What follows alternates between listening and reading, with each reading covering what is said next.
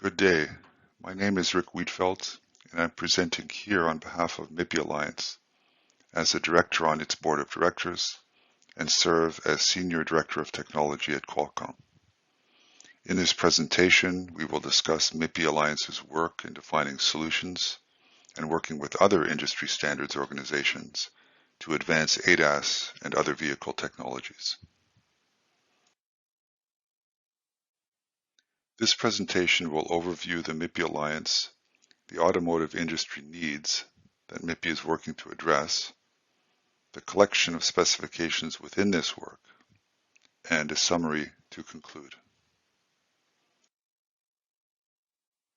MIPI Alliance was formed in 2003, and its specifications are in every smartphone today.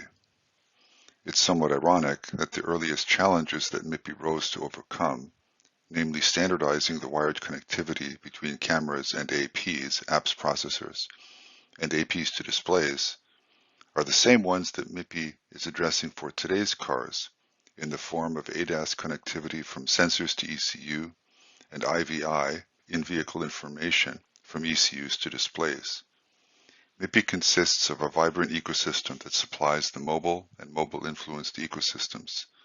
About half of these companies today have businesses in the automotive space.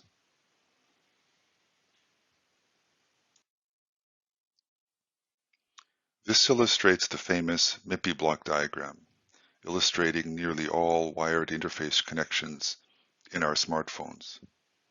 Not shown here, outside MIPI Alliance, are a couple of the external interfaces such as USB and DisplayPort, for example.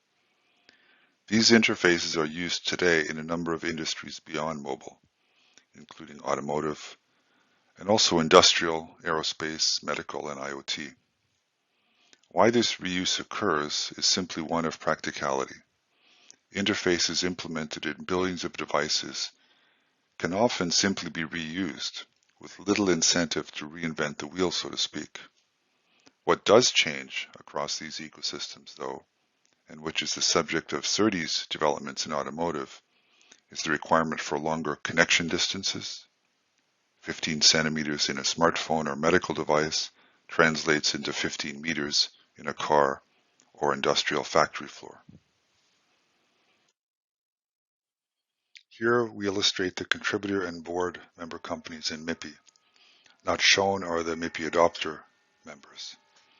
All told, today MIPI has about 350 members, and as stated earlier, about half of which have automotive interests.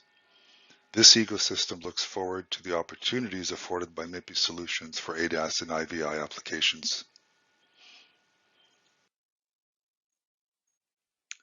The MIPI collaborations with other industry standards bodies are broad. Some of these relate to the smartphone industry. Others relate to newer initiatives including automotive, including liaisons with JASPAR and IEEE. A key, relatively new initiative is with the DMTF org that standardizes security. MIPI and its partners are most interested in extending well-established protocols like CSI2 and USB, for example, across broader ecosystems. This slide emphasizes the general trend to reuse and extend existing protocols. This is motivated by reusing IP assets to reduce NRE and execution costs. From a semiconductor provider in particular, to change an interface is a big deal, and reuse of interfaces allows the chip designers to focus on the inner compute and communications aspects of each chip. And this is why over the years, well-known protocols like USB, SD, PCIe, and CSI2, for example, continue their evolution, but also their collaborations. USB has relations with VISA and PCI-SIG, SD with PCI-SIG, and MIPI with the many liaisons identified earlier. As shown on the right, MIPI interface specifications are positioned in many ways at the intersection of multiple ecosystems. And as emphasized, collaboration across these ecosystems for the purpose of reuse and extend is key.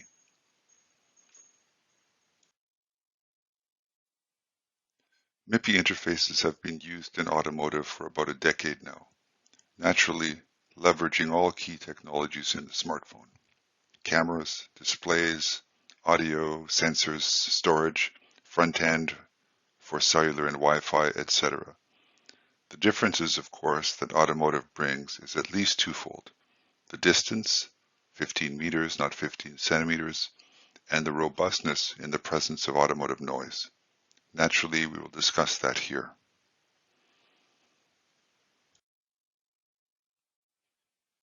This slide was created to position MIPI and its automotive developments across the wireless G evolution over the past 30 years, and where we sit today in the 5G era.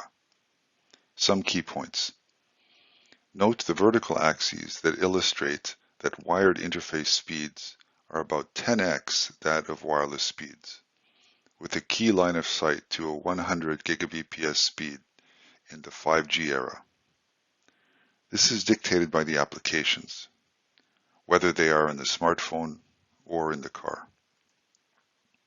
The first camera phone was brought to market in 1999, largely in response to the need for standardizing the camera interface. MIPI was formed in 2003, and over the years its camera and display protocols have evolved from satisfying smartphone requirements to those of machine learning and most recently automotive, in particular the intrinsic support for functional safety and security. The MIPI membership goal is to enable first use in production cars in the 2024 timeframe.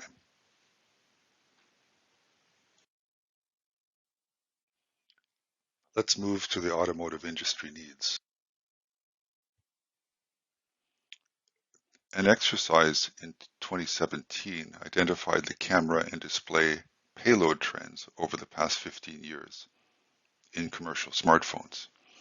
It revealed that camera payload requirements increased by 4 to 5x every 5 years, while display payloads, mainly influenced by increasing display resolutions and frame rates, increased twice as much over the same time frame. MIPI identified its first automotive target at 16 Gbps, with the need to support rapidly higher speeds in future versions. We'll discuss later that A-PHY version 1.0, available today, supports this 16 Gbps speed, and a rapid incremental version 1.1, supports 32 Gbps essentially via a form of lane bonding.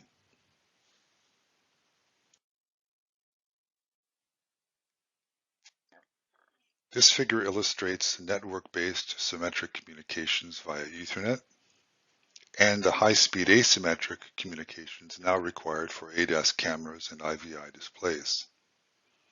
MIPI is of course focused on the latter SerDes. While there has been some industry debate about Ethernet versus SerDes and networking versus edge connectivities, it seems that their distinctions are now no longer confused.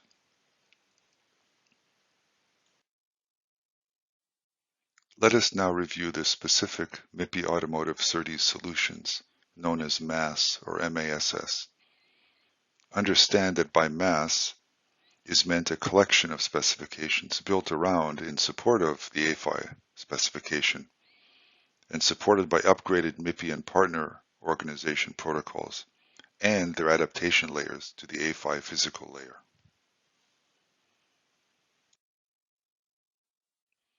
This is a conceptual view of the A-PHY connection between sensor and ECU, and on the right between ECU and display. A key element is the functional safety and security identified in the endpoints, directly in the CSI2 and DSI2 protocols for cameras and displays. And note that by certified cameras and displays is meant those that have been provisioned by a key authority to support the MIPI security standards of authentication, encryption, and integrity protection. On this page, we identify the data protection and its extent. MIPI defines data protection as incorporating 3 services: functional safety and security for cameras and HDCP for displays. Content protection, meaning encryption, is also available for cameras if desired through its security service. This figure is intended to identify the distinction between data protection in the bridge-to-bridge and end-to-end scenarios.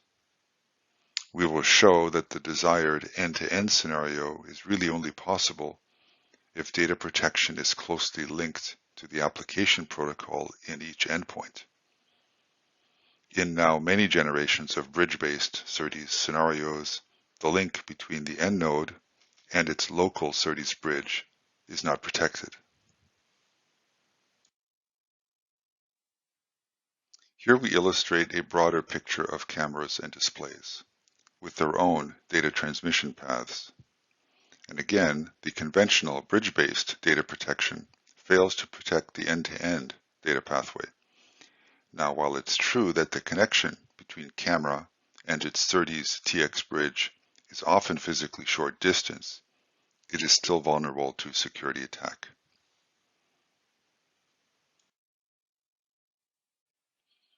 This next figure illustrates the desired end-to-end protection with direct connection to the protocols in the endpoints.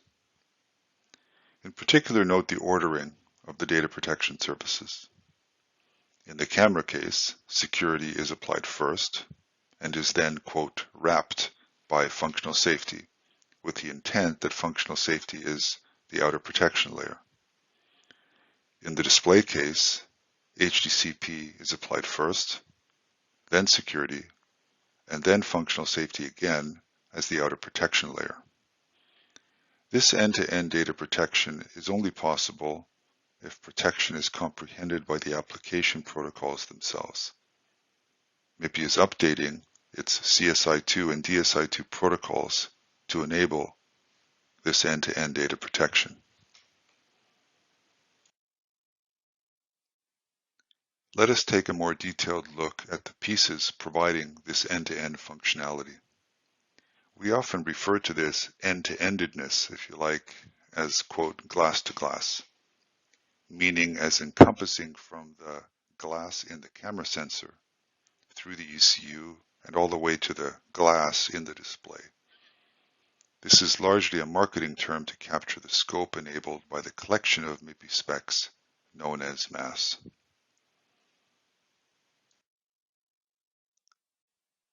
Here we identify the MIPI Automotive Stack, from the A-PHY SerDes physical layer to the application layers provided by camera, radar, LiDAR sensors supported by CSI, and the displays supported by the DSI and Visa DisplayPort protocols. Apart from A-PHY and the adaptation layers that connect the MIPI and Visa protocols onto the A-PHY, let us focus on the service extensions, CSE, the camera service extensions, and DSE, the display service extensions. The CSE DSE implement the data protection services discussed earlier, namely functional safety, security, and HDCP for displays. The CSE DSE are embedded or tightly coupled to the CSI2 and DSI2 protocols, and this tight coupling enables the end-to-end data protection extent discussed earlier. A-PHY version 1.0 was released in September, completing 3.5 years of development. Let us next view some of the A-PHY highlights. Here we present two stages in the evolution of SerDes.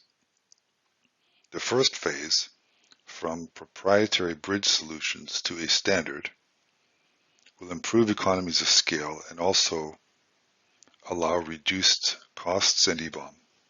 Further cost and EBOM reductions and other advantages such as reduced implementation complexities are available when A-PHY and its upgraded protocols are directly integrated into the endpoints.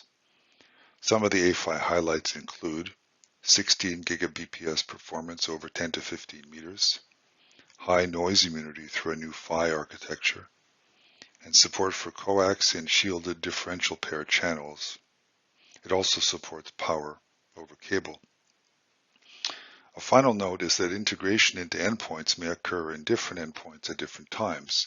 For example, it may be that cameras integrate A-PHY first, while the SoCs initially operate with bridges.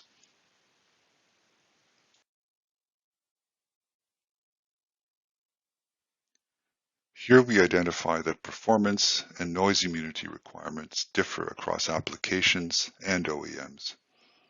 This led to A-PHY supporting two distinct modes of operation, or profiles. Profile 1, based on NRZ-PHY technology, is a lower cost but also lower immunity solution, geared to the lower performance gears. Whereas Profile 2, P2, is the highest performance and highest immunity solution. It's worth noting that the distinction, the crystallization, between P1 and P2 profile solutions occupied at least 12 months of the A-PHY standardization effort.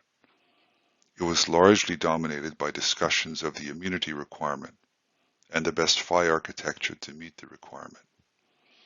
A concerted test and measurement campaign was ultimately needed to clarify the A-PHY direction.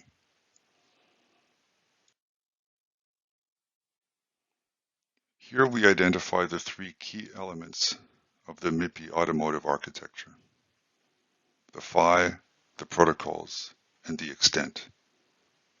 We have discussed the high immunity PHY and the new PHY architecture.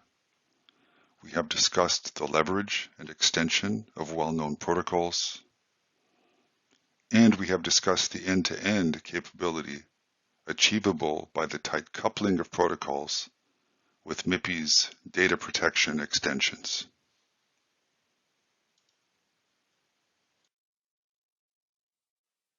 To summarize, after much industry discussion, the role of SerDes as distinct from networking Ethernet seems assured. MIPI offers its two operating profiles, distinguished by performance and immunity requirements. We have discussed the end-to-end data protection enabled by tight coupling to the application protocols. We all believe that A-PHY's standardization efforts will increase economies of scale, hence improve the automotive landscape. Following A-PHY version 1.0 completion in September, next are the suite of mass specifications now expected by early 2021. Thanks for listening. Please review the list of MIPI resources shown on the upcoming page, and follow-up is desired. Please reach out to myself or MIPI Alliance.